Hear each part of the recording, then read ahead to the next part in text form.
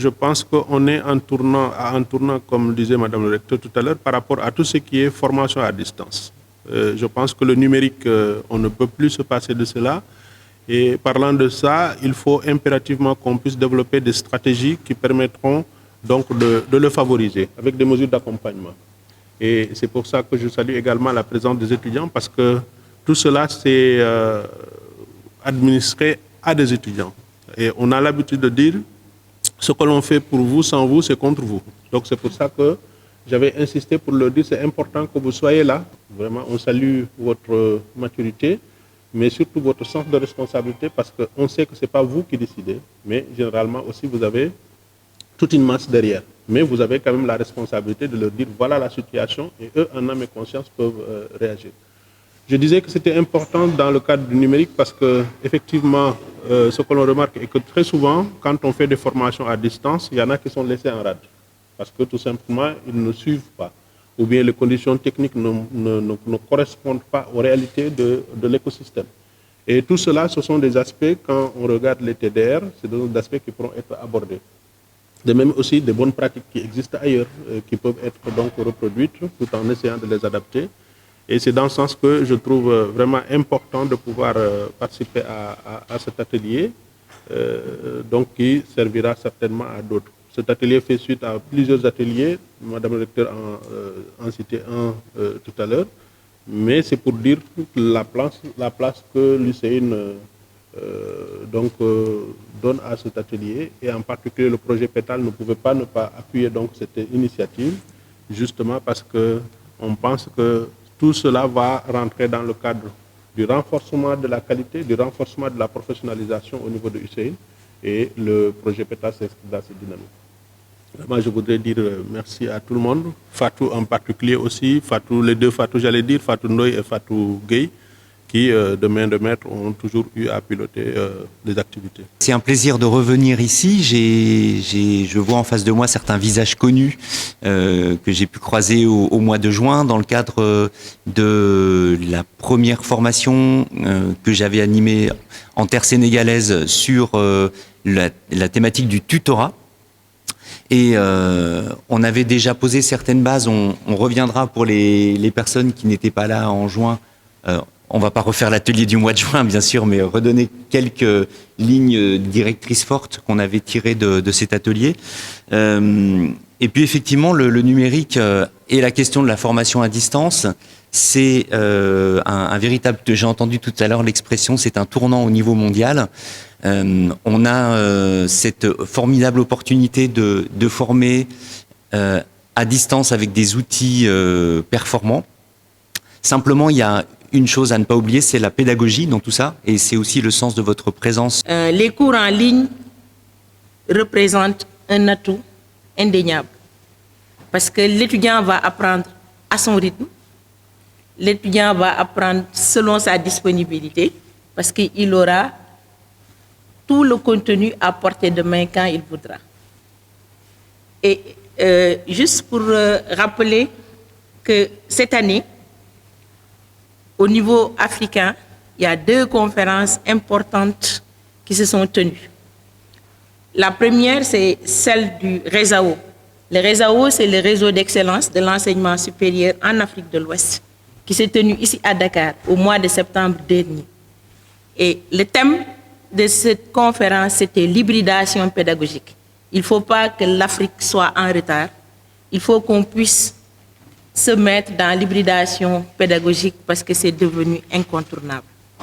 Et on a eu des expériences qui ont été partagées, et particulièrement l'expérience de l'UNCHK, qui est la première université numérique au niveau de l'Afrique de l'Ouest, et qui est devenue la 2e université sénégalaise actuellement. Elle a juste 10 ans, et elle est devenue la 2e université sénégalaise. Et pendant cette conférence, je rappelle ce que le professeur Correa disait, qui est le vice-recteur de cette université. Il dit qu'actuellement, il y a un shift au niveau de l'enseignement, parce que les étudiants que nous accueillons dans nos universités sont des étudiants connectés.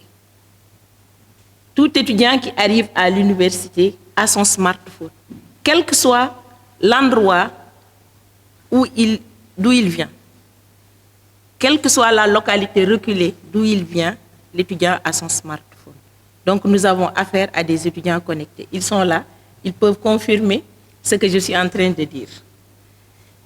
Ce qui veut dire quoi? Ce qui veut dire que nous, enseignants actuels, nous devons nous adapter à ces étudiants qui sont connectés. En quoi faisant? En menant une réflexion ensemble pour voir comment nous devons délivrer les cours. Parce que tout ce que l'on donne en cours, en présentiel, en enseignement de groupe, ils sont là, dès qu'ils sortent, ils vont le compléter avec Internet. Est-ce que ce n'est pas vrai? C'est ce que vous faites.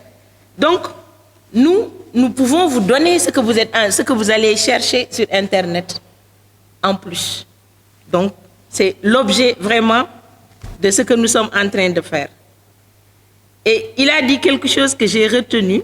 Il a dit que quand on fait un cours en présentiel, l'étudiant a appris. Et si on lui donne un cours en ligne scénarisé, l'étudiant apprend. Vous voyez la différence?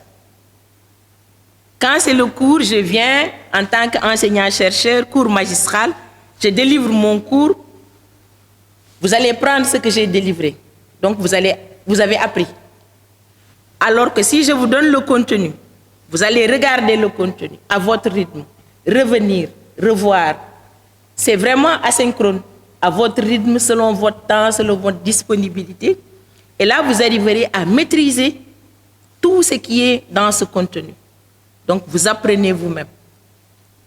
Vous voyez la différence. Et cela, il faut toujours le compléter avec des séances de travaux de groupe. C'est le tutorat dont il parlait tout à l'heure. Donc, ils vont revenir sur tout cela. Donc, nous sommes devant une obligation d'adopter une nouvelle pédagogie. Une nouvelle pédagogie avec des contenus importants. Ils vont vous montrer comment le contenu doit se faire. Donc, tous les enseignants-chercheurs doivent se mettre dans la théâtralisation de leur fiche de cours. Et c'est ça qui sera l'objet de cet atelier. Si vous regardez les TDR, moi j'ai bien aimé les TDR, il y a tout à l'intérieur. Et Hussein, je peux vous dire que depuis 2018, avant même Covid, s'est mis dans cette dynamique d'essayer de mettre en place cette scénarisation. Parce que c'est notre modèle pédagogique qui l'impose. Notre modèle pédagogique, c'est une approche par compétence. Parfois, seulement avec le cours qu'on délivre, peut-être l'étudiant n'a pas tout le temps nécessaire de tout capter. Mais si on se met en place avec une hybridation pédagogique, des cours en présentiel, des cours en ligne, l'apprenant va avoir le temps de maîtriser tout ce qu'on lui donne. Et dans les travaux de groupe, il y aura une interactivité. Et cette interactivité sera mutuellement bénéfique. L'étudiant va gagner, mais l'enseignant va voir comment il va améliorer le contenu qui a été scénarisé.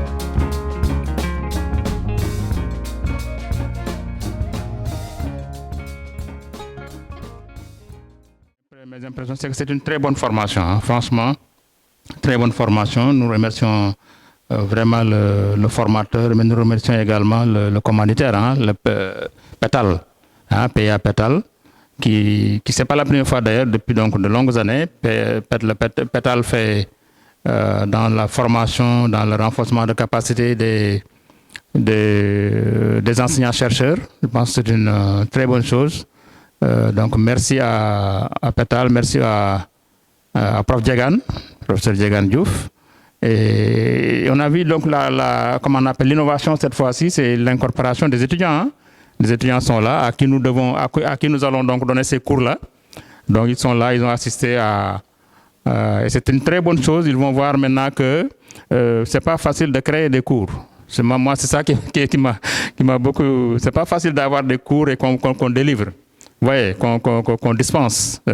C'est bien fait donc de les inviter et qu'ils s'approprient également cet outil qui est là, la formation à distance. Je tiens à remercier l'ensemble des participants qui ont pris l'initiative de venir assister à cet atelier. Donc, concernant l'importance du cours, j'aimerais dire que après avoir découvert ce qui est dedans, nous avons pu savoir que ça peut être, par exemple, utile aux étudiants. Une fois que ça soit établi avec les problèmes ou les obstacles que mon cher camarade a essayé d'énumérer, si ces obstacles-là sont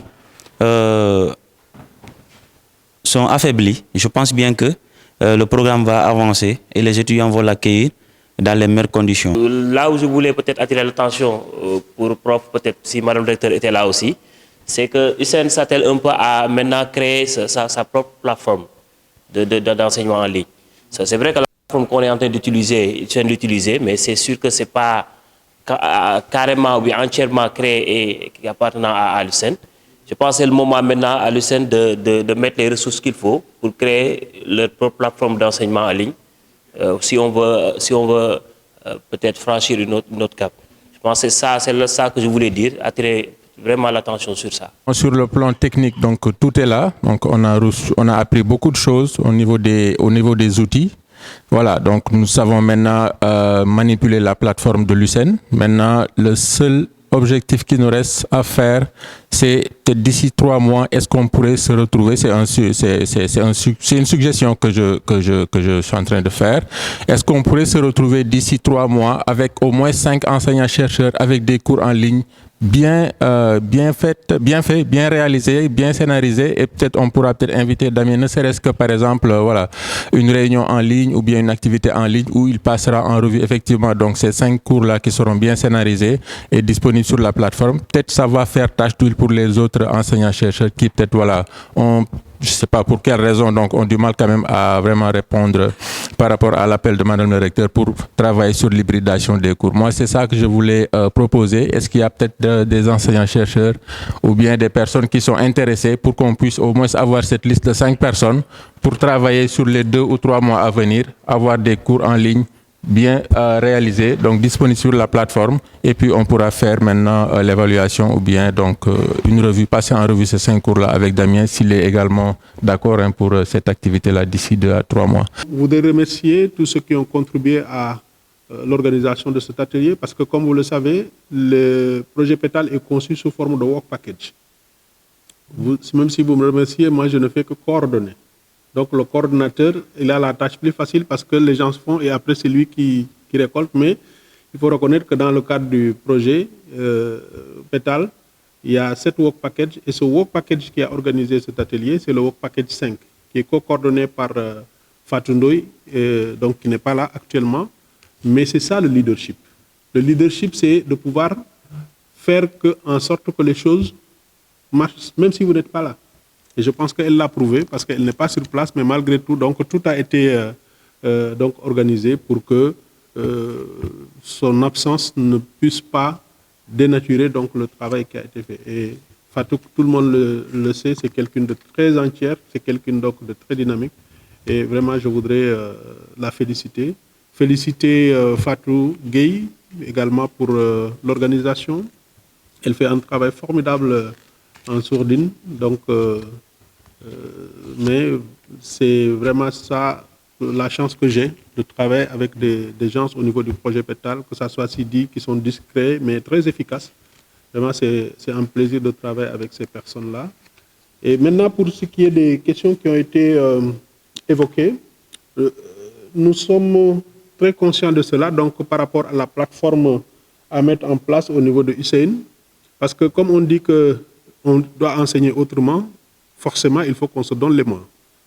On se donne les moyens pour pouvoir le réaliser. Et ces moyens, c'est à la fois des moyens pour accompagner les étudiants, donc pour lever ces obstacles-là, que ce soit des obstacles techniques, notamment donc les plateformes et autres, mais la connexion aussi, parce que dans certains sites de Hussein, on n'a pas la connexion. Et donc ça c'est effectivement quelque chose qu'on prend en charge. Mais également d'autres préoccupations, mais qui ne dépendent pas forcément de nous. Parce que si on peut le faire avec l'UVS, peut-être là aussi, c'est à discuter pour que si on va dans ce système, parce que le ministère qui veut qu'on régularise l'année, qu'il y ait moins de retard, s'il veut que ça évolue, il faudrait aussi qu'ils mettent les moyens pour qu'on puisse enseigner à distance. Parce que pour réserver le gap, il faut forcément qu'on puisse par moment enseigner. C'est le cas, ce qu'on est en train de faire avec le Master Azad. Le Master Azad, ça fait 1 mois qu'on a commencé des enseignements en ligne. Ils vont bientôt terminer leur programme. Parce qu'on devait ouvrir au mois d'octobre, on n'a pas pu le faire. Mais on leur a proposé donc des cours en ligne et c'est ce qu'ils sont en train de faire pour pouvoir terminer. Mais si on devait attendre, ça va poser donc des difficultés. Donc on prend en compte cette question. Maintenant, pour le partenariat d'ISI, ce n'est pas pour rien que le choix a été fait sur ces participants. Parce qu'on a à la fois la pédagogie, on a le service technique, mais également on a donc la cellule de communication. Parce que ça aussi, je dirais que il faudrait qu'il y ait une synergie entre ces différents acteurs. L'enseignant ne peut pas se substituer, peut-être, il peut faire la scénarisation, mais il ne peut pas se substituer à la cellule, par exemple, la DISI, le service technique, les technopédagogues qui peuvent aider. Mais également, donc, la cellule de communication pour pouvoir travailler. Mais je pense qu'il y a quelque chose qui manque, et c'est à réfléchir au sein de Hussein. Parce que tout à l'heure, Sidi disait qu'il faut faire le suivi. On l'avait dit au mois de juin. Ça n'a pas été fait. Pourquoi? Parce qu'à mon avis, il faudrait qu'il y ait une structure qui s'occupe de la pédagogie au niveau de Hussein. Il n'y en a pas. Il n'y a pas une structure. Même dans les départements, bon, on le confie au directeur adjoint, mais le directeur adjoint, certainement, il a mille et autres choses à faire. Donc, il faut quand même une structure qui s'occupe de la pédagogie et qui a fédéré tout ça au niveau de l'université. Parce que si ça se faisait, à l'issue de cet atelier, il pourra, dans ce cas, prendre des initiatives supra-UFR pour dire nous allons faire tel. Mais si on quitte là, s'il n'y a personne pour s'en charger, ça sera difficile de continuer. Moi, c'est la réflexion que je me fais. Donc, il faut une structure, l'envie-secteur ou quelque chose, en tout cas quelqu'un qui s'occupe de cela pour pouvoir fédérer toutes ces initiatives. Sinon, chacun ira de son côté et ce n'est pas bien.